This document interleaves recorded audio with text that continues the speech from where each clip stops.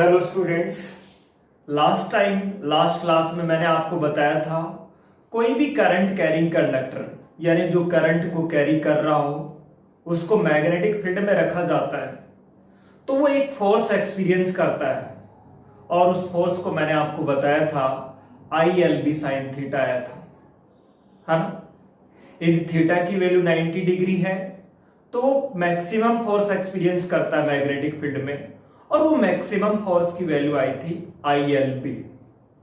आज हम जो बात करने वाले हैं वह force in torque on A current carrying rectangular loop in uniform magnetic field. यानी आपके पास एक यूनिफॉर्म मैग्नेटिक फील्ड होगा और उसमें आप रेक्टेंगुलर करंट कैरिंग लूप को रखेंगे और देखेंगे कि वो किस तरह से कितना फोर्स एक्सपीरियंस करती है और कितना टॉर्क एक्सपीरियंस करती है। अब आपके माइंड में यह आ रहा होगा कि रेक्टेंगुलर लूप होती क्या है। आप ये माने कि जैसे ये एक वायर है, इसको वैसे टर्न किया, इस तरह से टर्न किया और इस तरह से टर्न कर दिया तो ये जो लूप बन रही है ना, ये कैसी लूप है? रेक्टेंगुलर। और इसमें यदि करंट फ्लो करा दिया जाए तो आप इस लूप को क्या बोलेंगे? Current carrying rectangular loop. और यदि इंसुलेटेड वायर है यानी इस पर वायर पर कोटिंग इंसुलेटिंग मटेरियल की है और इस तरह से एन टर्न्स कर दिए जाएं तो हम कहेंगे रेक्टेंगुलर लूप है हैविंग एन टर्न्स, यानी उसमें नंबर ऑफ टर्न्स क्या है? एन है। तो मैं मान के चल रहा हूं मेरे पास एक रेक्टेंगुलर करंट कैरिंग लूप है जिसकी लेंथ L है और ब्रेड्थ B है और इसको यूनिफॉर्म मैग्नेटिक फील्ड में रखा गया है, ये मान के चल रहा हूं मैं। तो मैं ये अच्छा, अब आप सोच रहे हैं यूनिफॉर्म मैग्नेटिक फील्ड लाए कहां से? जैसे आप मैग्नेट के दो पोल ले लें और ये एक मैग्नेट का पोल ले लिया जैसे, है ना, जैसे नॉर्थ पोल है और दूसरा यहाँ पे जो मैं बना रहा हूं वो जैसे आपने कहा ये साउथ पोल है ना। अब आपको ये पता है कि यहाँ मैग्नेटिक फील्ड बनेगा किधर? नॉर्थ से साउथ की ओर, यानी मैग्नेटिक फील्ड इस तरह का होगा। ये यूनिफॉर्म मैग्नेटिक फील्ड बन गया और यूनिफॉर्म मैग्नेटिक फील्ड में मैं इस करंट कैरिंग लूप को रखूंगा इस तरह से। जरूरी इसी तरह से रखूंगा, इस तरह से भी रख सकता हूं। इस तरह से रखूंगा तो बिल्कुल इस तरह से नजर आएगी और इस तरह से रखूंगा इस तरह से यूं तो ये नजर कुछ इस तरह से आएगी। जैसे मैंने ये इस तरह से है, कैसे? ये आप सोच रहे होंगे रेक्टेंगुलर नहीं है, नहीं रेक्टेंगुलर ही है, लेकिन इसको बिल्कुल ऐसे नहीं रखा गया, इस तरह से नहीं रखा गया, बल्कि किसी एंगल पर रखा गया इस तरह से, ये है ना। तो अभी क्या करंट कैरिंग लूप है, यानी ये लेंथ तो हमने मान लिया क्या है इसकी? L है ना। और ये जो ब्रेड्थ है इसको मैं नाम दे रहा हूं क्या? ये है, इसको मैं नाम दे रहा हूं B है ना। इसमें करंट फ्लो हो रहा है क्योंकि क्या है? ये करंट कैरिंग है, करंट फ्लो करा दीजिए। ये करंट यहाँ है तो आगे इस तरह से बढ़ेगा ये, है ना, और आगे इस तरह से और फिर ये इस तरह से। इन चारों कंडक्टर्स में करंट सेम होगा या अलग अलग होगा? सेम होगा। इसको हम नाम दे देते हैं इस करंट कैरिंग रेक्टेंगुलर लूप को PQRS। यहां ये बात आपकी समझ में आई? आई थिंक इसमें कोई दिक्कत वाली बात है नहीं। आपने क्या माना है? एक रेक्टेंगुलर करंट कैरिंग लूप, है ना, ये जिसकी लेंथ क्या है? L और ब्रेड्थ क्या है? B।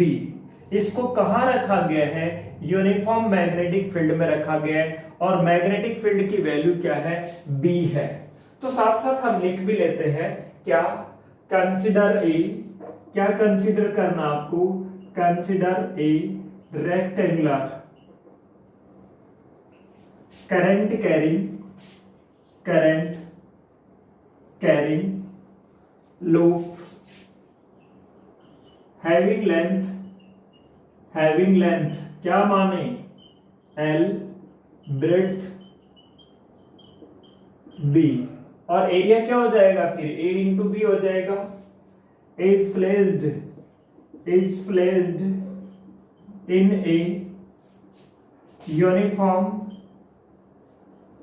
magnetic field B, uniform magnetic field B में रखी गई है। यानी इसका जो मैग्नेटिक फील्ड है, जो मैग्नेट बना रही है, उस मैग्नेटिक फील्ड का मैग्नीट्यूड क्या है, B है, उसमें इसको रख दिया। और साथ में हम ये मान रहे हैं क्या, इसका एरिया जो है वो कितना एंगल बना रहा है, थीटा एंगल बना रहा है, तो साथ में एंगल भी लिख लें, at angle theta, theta angle पे रखी गई है इस तरह से किसी पर्टिकुलर टाइम पर।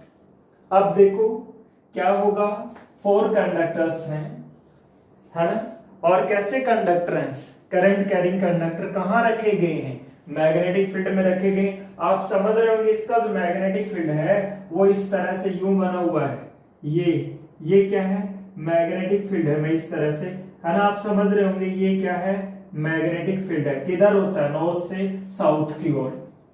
अब आप यहां पे ये देखें कि ये जो मैग्नेटिक फील्ड है, तो मैग्नेटिक फील्ड की जो डायरेक्शन है वो तो किधर है, यूं है।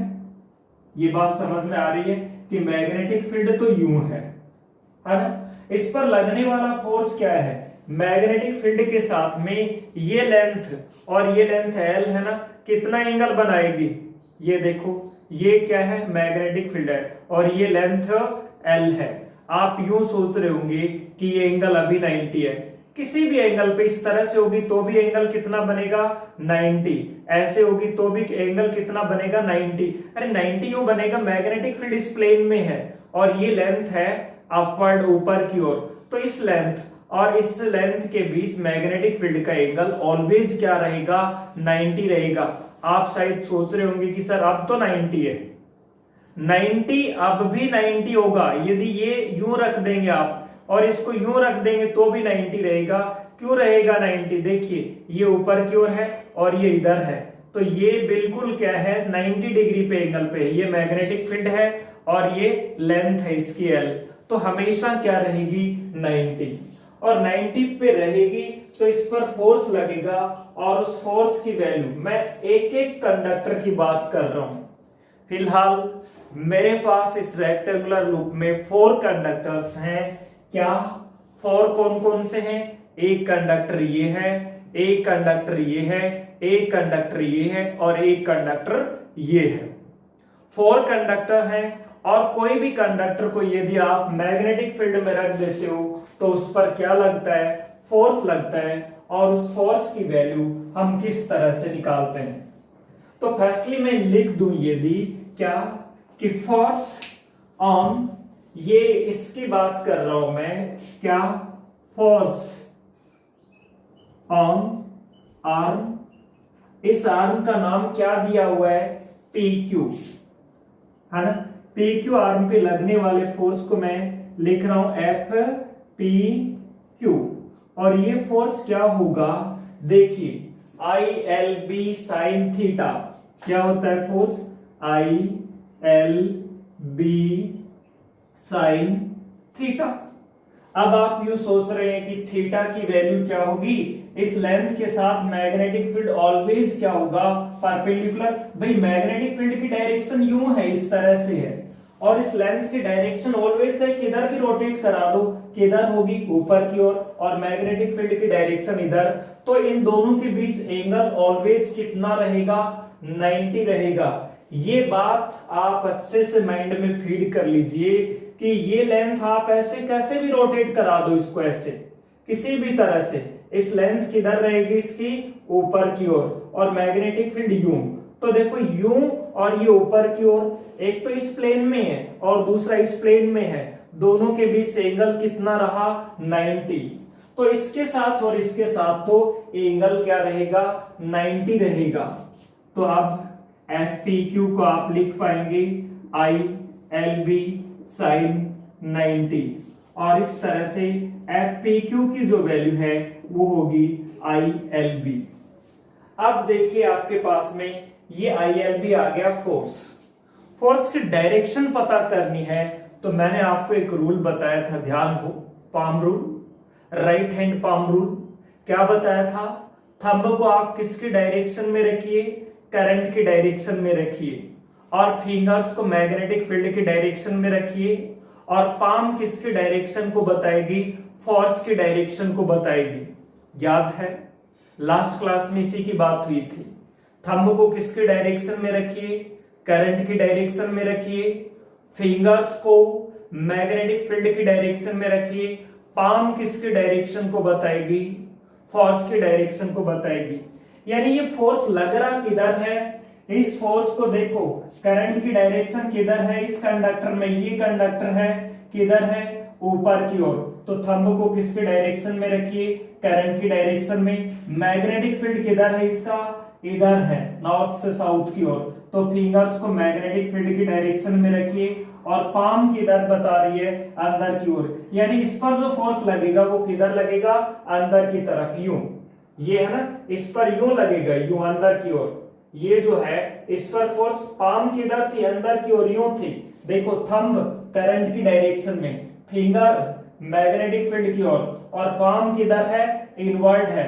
यानी ये फोर्स किधर एक्सपीरियंस करेगा कंडक्टर, इनवर्ड।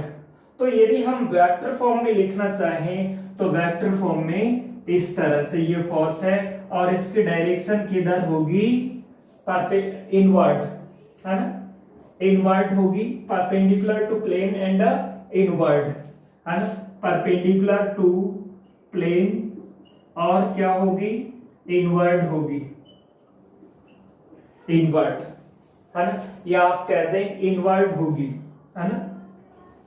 अच्छा, इसी तरह से सिमिलरली आप किस पे लगने वाले फोर्स को लिख सकते हैं, आर एस पे लगने वाले फोर्स को लिख सकते हैं। आर एस आर्म ये है, ये जो आर्म है पी क्यू थी और ये आर एस है, आर एस की लेंथ भी क्या है, एल ई है।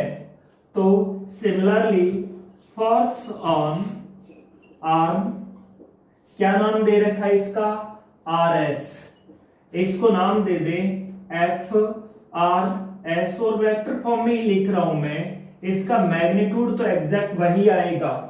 लेंथ करंट इससे भी क्या होगा, आई होगा, भाई करंट आई है तो इसमें भी आई ही आएगा, तो करंट तो आई हो गया, लेंथ इसकी भी एल होगी, और मैग्नेटिक फील्ड यूनिफॉर्म है, यहां भी बी ही है, और एंगल इसके लिए भी क्या हो गया, 90 ही हो गया। तो अब डायरेक्शन कैसे पता करें, डायरेक्शन पता करने के लिए आप यहां फिर से वही रूल लगाइए, थंब को किसके डायरेक्शन में रखिए, करंट की। देखो करंट नीचे की ओर क्यों आ गया, क्योंकि करंट यूं जा रहा था, इधर बढ़ा और इस कंडक्टर में नीचे की ओर आ गया। जब करंट नीचे की ओर आ गया तो इसी हैंड से देखिए थंब को किसके डायरेक्शन में रखिए, करंट की डायरेक्शन में, फिंगर्स को रखिए मैग्नेटिक फील्ड की डायरेक्शन में, और पाम बताएगी किसकी डायरेक्शन को, फोर्स की डायरेक्शन को। आप बात समझ रहे हैं ना, थंब को किसके डायरेक्शन में रखिए, करंट की डायरेक्शन में, फिंगर्स को किधर रखिए, मैग्नेटिक फील्ड की डायरेक्शन में, और पाम बताएगी फोर्स की डायरेक्शन को। तो इसका जो फोर्स है वो किधर होगा, बाहर की ओर, क्योंकि पाम किधर है, बाहर की ओर। यानी इस पर फोर्स अंदर की ओर लगेगा और इस पर फोर्स यू बाहर की ओर लगेगा, है ना, outward, perpendicular to plane and outward. तो इस पे हम कह सकते हैं perpendicular to plane and outward, बाहर की ओर लगेगा।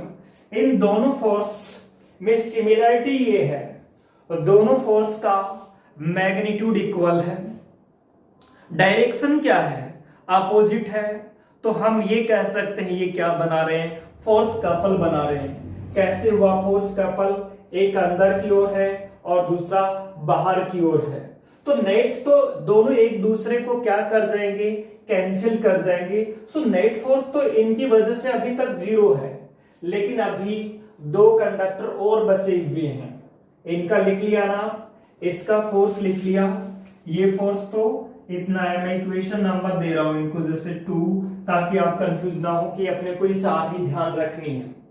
अब हम बात करने वाले हैं जो 2 कंडक्टर बचे हुए हैं उनकी, 2 जो कंडक्टर्स हैं उनकी बात यहां लिख रहा हूं मैं, कौन कौन से पे।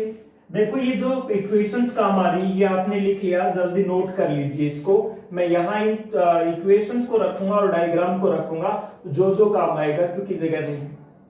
अब देखिए, लिख लिया। अब देखिए आपके पास में टू फोर्सेस तो आ गई है। अब हमें बात करनी है इस पर लगने वाले फोर्स की। यदि आप यूं देखें, यदि ये यूं होता तो ये कहते इसकी जो लेंथ है, हालांकि इसकी लेंथ को नाम दिया गया है बी, इसकी लेंथ, इस कंडक्टर की लेंथ क्या है, इस कॉइल की जो ब्रेड्थ है वो ही इस कंडक्टर की क्या होगी, लेंथ होगी। इसके लिए एल की वैल्यू क्या है, बी है। इसकी लेंथ क्या है, बी लिखा हुआ है ना, यही इसकी लेंथ है। हाँ, अब फिलहाल यदि ऐसे होता और ये पेन और ये मार्कर मैग्नेटिक फील्ड को बताता तो इसकी लेंथ और मैग्नेटिक फील्ड के बीच एंगल कितना होता, 0 होता। लेकिन जैसे ये यूं है, इस तरह से है, और ये मार्कर इस तरह से है, आप यूं देखें, ये इस तरह से, ये मार्कर किसको बता रहा है, मैग्नेटिक फील्ड की डायरेक्शन को। और ये देखो, ये मैग्नेटिक फील्ड इसके साथ तो कितना एंगल बना रहा था, इसके और इसके साथ तो 90, लेकिन इस बी के साथ 90 एंगल नहीं बना रहा। इसको आप टॉप से देखिए, इस तरह से ऊपर से देखेंगे, मान लिया यदि कोई भी एंगल बना रहा है अल्फा। अब इस मैग्नेटिक फील्ड के दो कंपोनेंट होंगे, एक तो इस डायरेक्शन में और दूसरा इसके परपेंडिकुलर डायरेक्शन में। इसको समझना आप अच्छे से। ये मैग्नेटिक फील्ड ऐसे होता, ये मार्कर किसको बता रहा है, मैग्नेटिक फील्ड को, और ये इसकी लेंथ है, लेंथ का नाम दे रखा है स्मॉल बी। तो लेंथ और मैग्नेटिक फील्ड के बीच एंगल फिलहाल कितना है, 0।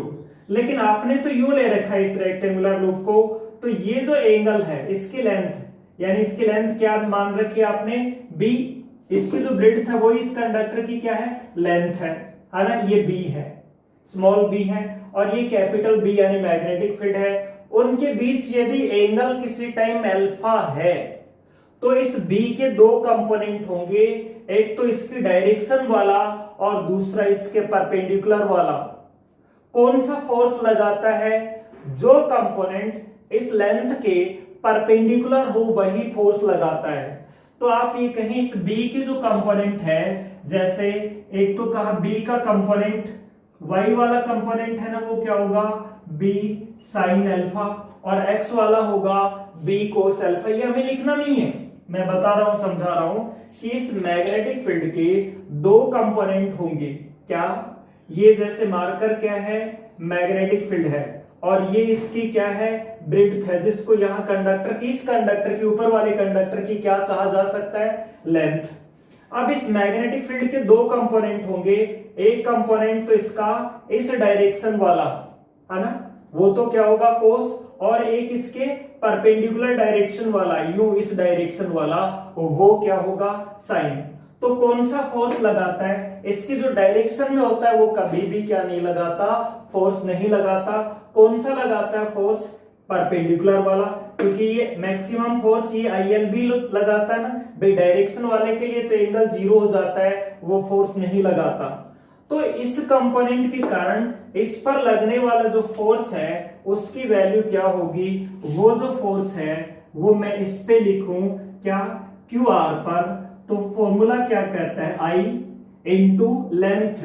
लेंथ क्या है इसकी, इस कंडक्टर की B है, B इंटू मैग्नेटिक फील्ड का वो कंपोनेंट जो इसकी क्या है, परपेंडिकुलर है। यहां B का वही तो कंपोनेंट था, ये B क्या था, इसके परपेंडिकुलर था। यहां कौन सा फील्ड लिया जाएगा, जो इसके क्या होगा, परपेंडिकुलर होगा। और यहां यदि हम इसको लिखना चाहें तो ये लिखा जा सकता है IB और B साइन अल्फा, और इसको हम ये लिख सकते हैं, आपने ये पढ़ा B, ये लेंथ है इस तरह से, ये जिसकी डायरेक्शन ये है, और ये मैग्नेटिक फील्ड है, और ये मैग्नेटिक फील्ड और लेंथ दोनों के बीच का एंगल है। तो जब आपके पास ये होता था AB साइन अल्फा, तो आप क्या लिखते थे, vector A cross vector B।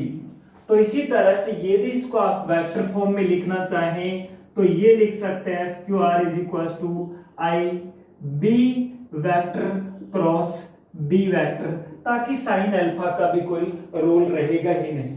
तो डायरेक्टली हम फोर्स ये ना लिख करके, ये भी अपने को लिखने की जरूरत नहीं होती, ये भी अपने को लिखने की जरूरत नहीं होती, ताकि अल्फा वाले झंझट में फंसे ही ना।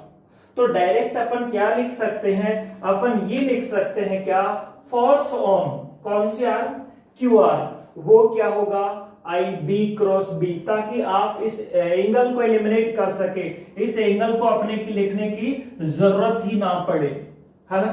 तो अपन क्या लिख सकते हैं इसको, फोर्स ऑन कौन सी आर्म, क्यू आर, है ना, arm Q R, Q R arm पे फोर्स क्या होगा, ये होगा है F I vector B cross vector B. इस फोर्स की डायरेक्शन भी निकाल लेंगे। डायरेक्शन के लिए देखिए कौन सा कंपोनेंट मैग्नेटिक फील्ड का फोर्स लगा रहा है, तो जो कंपोनेंट इसके क्या है, परपेंडिकुलर है। ये वाला कंपोनेंट था मैग्नेटिक फील्ड, ये नहीं लगा रहा है इस पे फोर्स, इसके दो कंपोनेंट हो गए थे, यूं था ना मैग्नेटिक फील्ड, एक तो इस डायरेक्शन वाला और एक इसके परपेंडिकुलर डायरेक्शन वाला। इसके जो परपेंडिकुलर है वो फोर्स लगा रहा है ये, तो वो फोर्स कितना लगाएगा, उस फोर्स की वैल्यू किस तरह से उसकी डायरेक्शन पता करेंगे, यही रूल है आपके पास। क्या, आप फिंगर्स को मैग्नेटिक फील्ड की डायरेक्शन में रखिए, थंब को करंट की डायरेक्शन में रखिए, पाम बताएगी फोर्स की डायरेक्शन को। तो यहां देखिए थंब करंट की डायरेक्शन में है, फिंगर्स मैग्नेटिक फील्ड की डायरेक्शन में है। अब आप सोच रहे हैं मैग्नेटिक फील्ड इधर कैसे चला गया, इधर वो मैग्नेटिक फील्ड है, मैग्नेटिक फील्ड का वो कंपोनेंट है जो इसके क्या है, देखो ये यूं था ना मैग्नेटिक फील्ड, यूं था। अब इसका एक कंपोनेंट तो ये यूं था, एक कंपोनेंट तो इस बी के परपेंडिकुलर है, एक इस डायरेक्शन में है। तो कौन सा कंपोनेंट फोर्स लगा रहा है, जो इसके परपेंडिकुलर है। तो मैग्नेटिक फील्ड इसके क्या है, परपेंडिकुलर, यानी अंदर की ओर वाला मैग्नेटिक फील्ड है, और थंब की डायरेक्शन रखिए आप करंट की। फिर से देखिए कौन सा मैग्नेटिक फील्ड फोर्स लगा रहा है, जो मैग्नेटिक फील्ड इस बी के क्या है, परपेंडिकुलर। बी के परपेंडिकुलर का मतलब यूं वाला मैग्नेटिक फील्ड, अंदर की ओर वाला मैग्नेटिक फील्ड।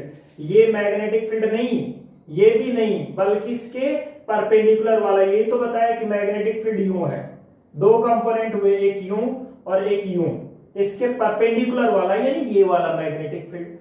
तो फिंगर्स को मैग्नेटिक फील्ड की डायरेक्शन में रखिए, थंब को करंट की डायरेक्शन में रखिए, पाम किसकी डायरेक्शन को बताएगी, फोर्स की। तो सबसे पहले तो मैंने ये फोर्स यहां पे लिख देता हूं, ये मैग्नेटिक फील्ड इधर था, तो ये फोर्स किधर था, इस पे तो इनवर्ड था, है ना। इस पर जो फोर्स था वो इनवर्ड था, और इस पर जो फोर्स था ये देखो, ये मैग्नेटिक फील्ड था बी, और ये जो फोर्स था आउटवर्ड था, यही तो था इस पे। ये फोर्स था, ये तो इनवर्ड था, कौन से वाला फोर्स है, ये PQ वाला फोर्स है, और ये कौन सा फोर्स है, आउटवर्ड RS वाला फोर्स है। और ये फोर्स किधर आ गया, अपवर्ड, है ना, वर्टिकली अपवर्ड आया। ये कौन सा फोर्स है, FQR, है ना। और इसी तरह से इस पर भी देखिए, है ना, कौन सा मैग्नेटिक फील्ड फोर्स लगाएगा, जो इसके परपेंडिकुलर है। परपेंडिकुलर वाला मतलब यूं अंदर की ओर है, वही तो परपेंडिकुलर होगा। इस पे तो इधर वाला परपेंडिकुलर है, इस पे जो अंदर की ओर है वो परपेंडिकुलर होगा। तो फिंगर्स को अंदर की ओर रखिए, यानी मैग्नेटिक फील्ड की डायरेक्शन में, थंब को करंट की डायरेक्शन में, और पाम किसके डायरेक्शन को बताएगी, फोर्स की डायरेक्शन को। यानी इस पर ये जो फोर्स लगेगा ये क्या लगेगा, वर्टिकली डाउनवर्ड, और इस फोर्स को नाम दे देंगे FPS। तो सिमिलरली ये फोर्स किधर हुआ, वर्टिकली अपवर्ड, है ना, इसकी जो डायरेक्शन है वो है वर्टिकली अपवर्ड। और ये इसी तरह से इस पे भी फोर्स सिमिलरली क्या होगा, फोर्स ऑन आर्म, क्या नाम दे इस आर्म का, PS, है ना। PS आर्म पे वो फोर्स क्या होगा, FPS, उसकी वैल्यू भी क्या होगी, B क्रॉस B। लेकिन ये किधर होगा, वर्टिकली डाउनवर्ड, इसकी जो डायरेक्शन है वो होगी वर्टिकली डाउनवर्ड। आपके पास 4 इक्वेशंस है, 1 2 और इसको मैंने दे दिया 3 और ये नाम दे दिया 4। सिंपल सी बात है, याद रखना आसान है। इन पे IL भी लगेगा, इन पे IL भी लगेगा, इन पे IB क्रॉस B लगेगा, इन पे IB क्रॉस B। सिंपल ये चीजें ध्यान रखिए आप, यानी सिंपल सा ध्यान रखना है इस पर फोर्स कितना लगेगा, ILB, इस पे भी ILB, एक पे इनवर्ड एक पे आउटवर्ड, इस पे IB क्रॉस B, इस पे भी IB क्रॉस B, एक पे अपवर्ड वर्टिकली अपवर्ड और दूसरे पे वर्टिकली डाउनवर्ड। अब देखो इन फोर्सेस में वैसे यदि देखें तो नेट फोर्स कितना है, नेट फोर्स 0 है, क्योंकि जितना इस पे अंदर की ओर है उतना इस पे बाहर की ओर है, जितना इस पे ऊपर की ओर है उतना इस पे नीचे की ओर है। ये दो फोर्सेस की खास बात ये है इन पे लगने वाले फोर्स की, एक वर्टिकली अपवर्ड है, दूसरा उतना ही वर्टिकली डाउनवर्ड है। ऐसे फोर्सेस को बोला जाता है लीनियर फोर्सेस, यानी ये दोनों ही फोर्सेस, कौन कौन सा फोर्स, ये फोर्स और ये फोर्स, दोनों ही फोर्स लीनियर फोर्सेज हैं, और लीनियर फोर्सेज कभी भी टॉर्क नहीं लगा सकते, फोर्स कपल नहीं है। ये दोनों जो फोर्सेज हैं इक्वल है मैग्नीट्यूड में, डायरेक्शन में एक दूसरे के अपोजिट हैं और एक दूसरे के पैरेलल हैं। फोर्सेज के ऐसे पेयर को बोला जाता है फोर्स कपल, और जहां फोर्स कपल होता है वहां पक्का क्या लगता है, टॉर्क लगता है। ये बात क्लियर है। तो यहां आपको ये जो फोर फोर्सेज हैं इनका नेट फोर्स लिख रहा हूं मैं अभी, ये राइट डाउन द इक्वेशंस, इनको लिखिए, है ना। इनको लिखने के बाद में देखिए मैं लिख रहा हूं, so the net force acting on the loop, so the net force acting on the loop is 0। Loop पर लगने वाला नेट फोर्स 0 होता है, ये ध्यान रखिए। टॉर्क 0 नहीं होता। एक्सटर्नल मैग्नेटिक फील्ड में रेक्टेंगुलर लूप पर लगने वाला नेट फोर्स कितना होता है, 0 होता है। इन फोर्सेस के बारे में यदि मैं कहना चाहूं, कौन से फोर्सेस, FPS और F, ये इक्वेशन नंबर 3 में और इक्वेशन नंबर 4 में जो आ रहे हैं, फोर्स FQR और FPS are the linear forces, और लीनियर फोर्सेस कभी भी फोर्स कपल नहीं बना सकते, है ना। They cannot make force couple, है ना। और बाकी इन दो फोर्सेस की बात करें, इन पे लगने वाले फोर्सेस की, है ना, तो इनके बारे में यदि हम लिखें, फोर्स F, क्या नाम है इनका, PQ एंड FRS, है ना। इन दो फोर्सेस की बात चल रही, इन पे लगने वाले फोर्सेस की। Are equal in magnitude, opposite in direction, and are parallel to each other, and parallel to each other, hence they form force couple. वो क्या बना रहे हैं, फोर्स कपल बना रहे हैं। ये इसको मैं लिख लिया, आपने जरूरत पड़ेगी इन इक्वेशंस की, याद रखना है। दे फॉर्म फोर्स कपल, वो क्या बना रहे हैं, फोर्स कपल बना रहे हैं। Hence they form force couple. और जहां फोर्स कपल होता है वहां क्या लगता है, टॉर्क लगता है। अरे आप ये देखिए, इसको मैं ओपन कर रहा हूं इस तरह से, यदि आप ये कहें इस तरह से, यदि इसको ओपन कर रहा हूं मैं, तो मैं दो फोर्स लगा रहा हूं। दोनों फोर्स का मैग्नीट्यूड क्या है, इक्वल है। डायरेक्शन क्या है, एक दूसरे के अपोजिट है, और साथ में एक दूसरे के क्या है, पैरेलल हैं। फोर्सेस के ऐसे पेयर को क्या बोला जाता है, फोर्स कपल।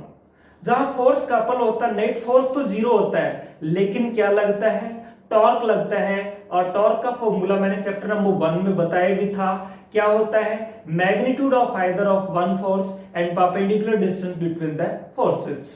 भाई यहाँ ऐसे कहें जहां टॉर्क होता है वहां जो लीनियर मोशन है वो नहीं होती है, तो कौन सी मोशन होती है, रोटेशनल मोशन होती है। उस टॉर्क के कारण वो क्या होनी चाहिए, रोटेट होनी चाहिए। तो अब हम क्या कैलकुलेशन करनी है, हमें टॉर्क की कैलकुलेशन करनी है। लेकिन बिफोर दैट आप इसको लिख लीजिए, फिर हम बात करते हैं। टॉर्क ने लिख लिया, तो अब देखिए ये मैग्नेटिक फील्ड लाइन बना ली ना, ये मैग्नेट है तो क्या बना रही है, मैग्नेटिक फील्ड लाइंस है ये हल्की हल्की इस तरह से बना लीजिए ये। अच्छा, अब देखो हम बात करेंगे कैलकुलेशन ऑफ टॉर्क, है ना, टॉर्क की कैलकुलेशन लिखिए। अब देखिए कैलकुलेशन ऑफ टॉर्क,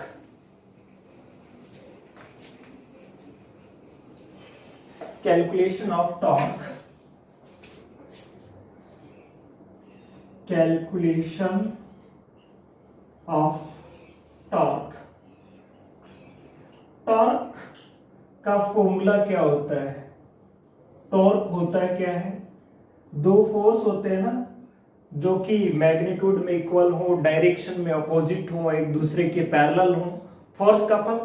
और कपल जहां होता है टॉर्क लगता है, और टॉर्क का फॉर्मूला होता है magnitude of either of force, यानी किसी भी एक फोर्स का magnitude, magnitude of either of force into perpendicular distance, perpendicular distance between forces, forces के बीच की परपेंडिकुलर डिस्टेंस। तो कौन से फोर्स फोर्स कपल बना रहे हैं, ये वाले, ये भी ILB था और इस पे भी क्या था, ILB था। थर्ड और फोर्थ इक्वेशन में यही है, तो ये तो हो गया ILB इनटू परपेंडिकुलर डिस्टेंस, है ना, perpendicular distance between forces. Perpendicular distance between forces हमें निकालना है, तो ये हम मान लेते हैं ये हमारे पास ये थी, इसकी लेंथ क्या थी, ये B थी, ये ऐसे, ये है B है, और इसका जो एरिया है आप किधर ही रोटेट करा लें इसको, ये कितना है, B है, और इसका एरिया यूं होता है ना परपेंडिकुलर टू प्लेन। एरिया का क्या कॉन्सेप्ट होता है, परपेंडिकुलर टू प्लेन, ऐसे रोटेट करा लो किधर भी। एरिया जो वेक्टर है इसका A वेक्टर एरिया जो है इस लेंथ के साथ हमेशा कितना रहेगा, 90 पे रहेगा। तो ये मैंने मान लिया इसका एरिया वेक्टर A है। और साथ में हमने शुरू में लिखा था कि एरिया जो मैग्नेटिक फील्ड की, ये ऐसे मैग्नेटिक फील्ड है, मैग्नेटिक फील्ड वेक्टर के साथ में कितना एंगल बना रहा है, थीटा एंगल बना रहा है। और एक इस पर जो फोर्स लग रहा था इनवर्ड लग रहा था, ऐसे ही तो लग रहा था, इस पे नहीं, इसके जो साइड वाले पे, एक पे इनवर्ड लग रहा था और दूसरे पे लग रहा था आउटवर्ड। ये आउटवर्ड के लिए है और ये जो है वो इनवर्ड के लिए है, ये है, ये तो ILB ये था, ये फोर्स ILB और ये फोर्स भी ILB। और इन दोनों फोर्सेज के बीच की परपेंडिकुलर डिस्टेंस है वो आप ये कहें ये होगी, ये वाली जो डिस्टेंस है वो परपेंडिकुलर डिस्टेंस होगी। ये यदि एंगल थीटा है तो ये भी क्या होगा, थीटा होगा। और ये थीटा है और ये वाली जो लेंथ थी, कंप्लीट लेंथ, वो क्या थी, B थी, तो ये क्या हो जाएगा, B sin थीटा। अब आपकी यहां से समझ में नहीं आ रहा कि क्या है, किस तरह से है, इसको 3D डायग्राम में समझिए आप। कैसे समझे, ये आपके पास एक रेक्टेंगुलर लूप है, इस पर एक फोर्स यूं लग रहा था, है ना, एक फोर्स अंदर की ओर और दूसरा फोर्स किधर, बाहर की ओर। अब जब ये ऐसे है किसी टाइम इस तरह से रखी हुई है, तब तो परपेंडिकुलर डिस्टेंस दोनों, देखो दोनों मार्कर किसको बता रहे हैं, फोर्स को। एक फोर्स अंदर की ओर है, देखो इसका कवर जो है अंदर की ओर है, और एक फोर्स बाहर की ओर है, इसका कवर आपकी ओर है, ये कवर फोर्स को बता रहा है। तो अब फिलहाल यदि ऐसे है तो दोनों फोर्स के बीच की परपेंडिकुलर डिस्टेंस क्या है, ये होगी। इस कॉइल की जो ब्रेड्थ है वही क्या होगी, परपेंडिकुलर डिस्टेंस। लेकिन जैसे ही ये रोटेट हो जाएगी इस तरह से, तो परपेंडिकुलर डिस्टेंस क्या हो जाएगी, इन दोनों मार्कर के बीच की शॉर्टेस्ट जो डिस्टेंस है वो परपेंडिकुलर। आप टॉप से देखेंगे इसको तो ये, अब परपेंडिकुलर डिस्टेंस क्या हो जाएगी 0। देखो ये फोर्स यूं है, अभी परपेंडिकुलर डिस्टेंस मैक्सिमम है, कितनी है b। जैसे ये यूं होगी, यू रोटेट होगी, एक फोर्स यूं आपकी ओर लगा हुआ है, एक अंदर की ओर लगा हुआ है, परपेंडिकुलर डिस्टेंस कम होती जाएगी और परपेंडिकुलर डिस्टेंस 0। अब ये देखो यूं, अब आप टॉप से देखिए, आपको एक ट्राइंगल दिखेगा, इसके टॉप से एक फोर्स आपकी ओर है और एक मेरी ओर है यूं, तो ऊपर से एक ट्राइंगल बनेगा इन दोनों के बीच में शॉर्टेस्ट डिस्टेंस के लिए। ये वो ट्राइंगल है, उस ट्राइंगल की बात कर रहा हूं, उससे दोनों फोर्सेज के बीच की परपेंडिकुलर डिस्टेंस निकाली जा सकती है। फिर से देखिए आप, मैं टॉप से दिखाऊं आपकी ओर, यदि ये टॉप करूं तो ऐसे यूं फोर्स थे, एक तो यूं लगा हुआ था, दूसरा यूं। अब ये इस तरह से देखें तो आपको ये जो टॉप जो दिख रहा होगा इसका, ये आपकी ओर से यूं इस तरह से यूं, और ये जो टॉप है ये जो बन रहा है एक ट्राइंगल, क्या ट्राइंगल बन रहा है, देखो ये ऐसे थे और अब ऐसे हुए तो ये ट्राइंगल बनेगा, ये टॉप से, इसके ऊपर से देखेंगे आप, और उस ट्राइंगल का जो शॉर्टेस्ट जो डिस्टेंस होगी वही फोर्सेज के बीच की क्या होगी, परपेंडिकुलर डिस्टेंस। तो ये यहां से कैलकुलेशन समझ में नहीं आ रही तो मैं एक रफ डायग्राम से इसको समझा रहा हूं कि किस तरह से। देखो यानी ये फॉर्मूला तो ये लिखना है हमें, रफ डायग्राम से मैं समझा रहा हूं कि आपके पास में ये है, यही तो था, ऐसे ये कॉइल थी, रेक्टेंगुलर लूप थी, कहां रखी हुई थी, मैग्नेटिक फील्ड में रखी गई थी। ये क्या था, उसका मैग्नेटिक फील्ड बी था। बात समझ में आई। ये लाइनें किसको बता रही है, बी को, और ये जो है यहां से यहां तक की वो क्या है, स्मॉल बी है, और ये स्मॉल एल है, उसकी लेंथ है, ऐसा ही कुछ था। अब मुझे ये बताएं, मैं बाकी की बात नहीं कर रहा, कि इस कॉइल का जो एरिया है इस बी के साथ कितना, वैसे तो एरिया प्लेन की क्या होता है, परपेंडिकुलर, तो यहां भी परपेंडिकुलर, यहां भी, यहां भी, यहां भी, तो हमेशा चाहे किधर भी रोटेट करा लो एरिया इस बी के क्या रहेगा, परपेंडिकुलर। तो ये जो लाइन बना रहा हूं मैं यहां से, ये लाइन वो क्या है, एरिया वेक्टर को बता रही है, एरिया इसका, और ये क्या है, स्मॉल बी है ही उसकी लेंथ। अच्छा ये बात समझ में आई। अब ये देखो, ये बात, ये क्या है, मैग्नेटिक फील्ड, और ये क्या है, एरिया। मैग्नेटिक फील्ड और एरिया के बीच एंगल आपने कितना माना था, थीटा। ये एरिया है और ये लाइनें मैग्नेटिक फील्ड है। क्यों है एरिया, क्योंकि एरिया इसके साथ कितना एंगल बनाता है, 90। ऐसे करोगे तो भी 90, ऐसे करोगे तो भी 90। तो ये एरिया वेक्टर है, और ये क्या है, एरिया और मैग्नेटिक फील्ड बी के बीच का एंगल। अब ये यदि थीटा है, चलो ये बात भी मान ली आपकी कि ये एंगल क्या है, थीटा है ना। अब देखिए यहां ये थीटा है, तो ये जो एंगल बच गया वो एंगल देखिए, ये कंप्लीट कितना होना था, 90 होना था, तो ये जो बच गया वो कितना हो जाएगा, ये हो जाएगा आपका 90 माइनस थीटा। कौन से वाला एंगल, ये वाला जो एंगल है वो हो जाएगा 90 माइनस थीटा। अब चलो ये बात भी समझ में आ गई। ये एंगल यदि 90 माइनस थीटा हो गया तो इस ट्राइंगल को देखिए आप, एक स्मॉल ट्राइंगल बन रहा है जिसमें ये 90 माइनस थीटा हो गया, ये 90 है, तो ये कितना होगा, ये मान लो x होगा, तो क्या हो गया 90 माइनस थीटा प्लस 90 प्लस एक्स इज इक्वल टू 180। तो यहां से आप 90 और 90, 180 से 180 कैंसिल हो गया, जीरो बचा ना, minus theta plus X is equal to 0 या X is equal to theta, यानी इसकी वैल्यू क्या आ गई, थीटा। अब ये थीटा है तो अब आपके पास ये ट्राइंगल बन रहा है, ये वाला जो ट्राइंगल है, और उसकी ये जो डिस्टेंस है वही डिस्टेंस दोनों फोर्सेज के बीच की परपेंडिकुलर डिस्टेंस है। टॉप से देखेंगे तो ये ट्राइंगल फॉर्म होगा, क्योंकि एक फोर्स अंदर की ओर लग रहा था और दूसरा किधर लग रहा था, बाहर की ओर। तो ये जो डिस्टेंस आप निकालते हैं तो इस ट्राइंगल से निकाली जा सकती है। ये यदि एंगल थीटा है तो इस ट्राइंगल को देखिए आप, साइन थीटा वाला कॉन्सेप्ट लगा करके इस डी को निकाल सकते हैं आप। साइन थीटा क्या होता है, परपेंडिकुलर अपॉन हाइपोटेनस। परपेंडिकुलर कितना है, डी है, डिवाइडेड बाय हाइपोटेनस कितना है, बी है। D by B.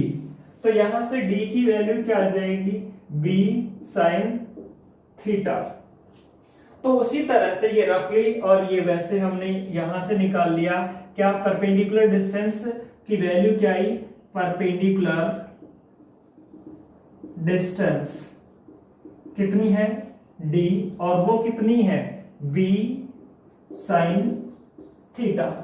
Perpendicular distance आने के बाद में इस फॉर्मूला में सब्स्टिट्यूट कर देंगे, है ना। ये कैलकुलेशन आपको नहीं दिखानी, ये रफली मैंने समझाई है। ऊपर से यदि देखें तो ये, है ना। अब यहां पे देखो आप, टॉर्क जो है वो हो जाएगा क्या, I L B into B sine theta, ये आ जाएगा। या फिर इसको ऐसे लिख सकते हैं हम, I इज इक्वल्स टू, है ना, tau is equals to I और L into B sine theta. L into B क्या होता है, रेक्टेंगल का एरिया, तो कॉइल का क्या आ जाएगा, एरिया आ जाएगा। L इंटू बी को हम क्या लिख सकते हैं, A लिख सकते हैं। तो इसको रफ कर देता हूं मैं, ये जो डायग्राम वाला कॉन्सेप्ट, ये या कुछ स्क्रीनशॉट लेना तो ले लीजिए इसका। अब देखो यहां से देखिए आप, ये जो वैल्यू है टॉर्क की, देखो आप कह रहे हैं लेंथ इंटू ब्रेड्थ क्या होता है, एरिया, ए होता है ना, ए जहां पे क्या है, एरिया है। तो उस केस में आप टॉर्क को क्या लिख सकते हैं, आई ए बी साइन थीटा। ये तो कब आया, जब कॉइल में नंबर ऑफ टर्न्स क्या हो, 1 हो। यदि नंबर ऑफ टर्न्स कॉइल में n हो तो टॉर्क कितने टाइम हो जाएगा, n टाइम हो जाएगा। तो अब हम क्या कह सकते हैं, इफ नंबर ऑफ टर्न्स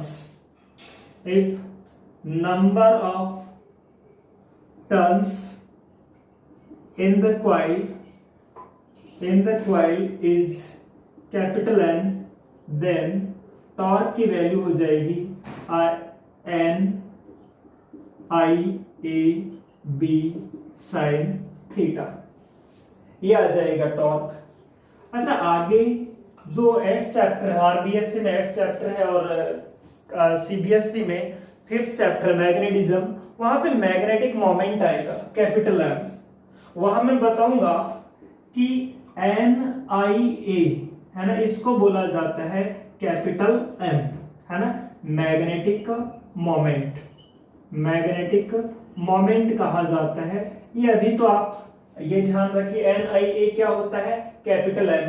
तो देन टॉर्क क्या हो जाएगा, MB साइन थीटा। और अभी आप सिंपल ये ध्यान रखिए, यहां तक लगने वाला टॉर्क क्या होगा, NIAB साइन थीटा। जब किसी भी करंट कैरिंग कॉइल को कहां रख दिया जाए, मैग्नेटिक फील्ड B में रख दिया जाए, तो उस पे लगने वाला टॉर्क होता है NIAB साइन थीटा। थीटा जहां पे एंगल है किसके बीच का, एरिया और मैग्नेटिक फील्ड के बीच का। ये बात समझ में आई, ये समझ में आई तो इसको स्क्रीनशॉट ले लीजिए या इसको लिखिए, क्या है टॉर्क, NIAB साइन थीटा। अब हम बात करेंगे कौन से केस में टॉर्क नहीं लगेगा और कौन से केस में लगने वाला टॉर्क मैक्सिमम होगा। देखो, यदि बात ये चलती है स्पेशल केस में, स्पेशल केस फर्स्ट है क्या, यदि ए और बी के बीच का एंगल कितना हो, 0 हो। If the angle between A area and magnetic field is 0, then, है ना, देन टॉर्क क्या होगा, 0 होगा। क्यों 0 होगा, क्योंकि साइन 0 की वैल्यू क्या होती है, 0।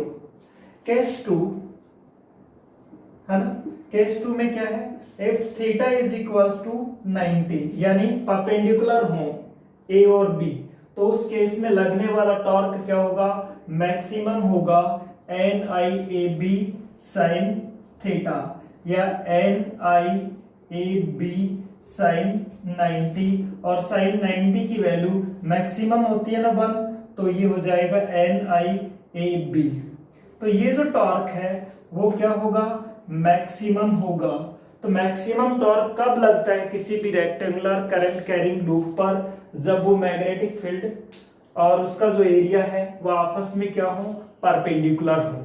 यही कॉन्सेप्ट हम गैल्वेनोमीटर में काम में लेंगे। अब आप इतना ध्यान रखिए, जब किसी भी करंट कैरिंग कॉइल को एक्सटर्नल मैग्नेटिक फील्ड में रखा जाता है तो वो क्या एक्सपीरियंस करती है, टॉर्क एक्सपीरियंस करती है, और वो टॉर्क होता है NIAB sin थीटा। आप ये देखते हैं फैन है, मोटर्स हैं, मोटर क्यों रोटेट करती है, क्योंकि उन पे टॉर्क लगता है। टॉर्क क्यों लगता है, क्योंकि वहां एक करंट कैरिंग कंडक्टर यानी करंट कैरिंग कॉइल होती है, जो कहां रखी होती है, मैग्नेटिक फील्ड में। मैग्नेटिक फील्ड में रखी होने के कारण उस पर टॉर्क लगता है, और टॉर्क लगने के कारण उसकी रोटेशनल मोशन होती है, तभी तो मोटर घूमती है। भाई मोटर में क्या होता है, करंट कैरिंग कॉइल होती है, जैसे आपने स्विच को ऑन किया उसमें करंट फ्लो होगा, करंट फ्लो होते ही वो करंट कैरिंग कंडक्टर कहां आ गया, मैग्नेटिक फील्ड में, और मैग्नेटिक फील्ड में आते ही उस पर क्या लगेगा, टॉर्क, और टॉर्क लगते ही उसकी कौन सी मोशन होगी, रोटेशनल मोशन होगी। तो ये कॉन्सेप्ट था। Write down